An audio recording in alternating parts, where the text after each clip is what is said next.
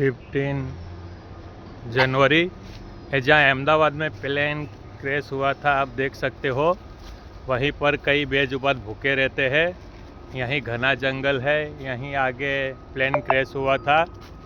आप देख सकते हो यहाँ इनको कोई खिलाना नहीं आता है। जहाँ प्रॉपर ये जगह है, ग्रीन हैंड फाउंडेशन पहुँचा है। आप देख सकते हो कि जहाँ प्लेन क्रैश हुआ था वही एरिया में घने जंगल में बेजुबान की सेवा होती है। आप देख सकते हो कि खाने के लिए कल सुबह में दिया था, आज फिर यहाँ रेगुलर बेजुबान की 10,000 से भी ज़्यादा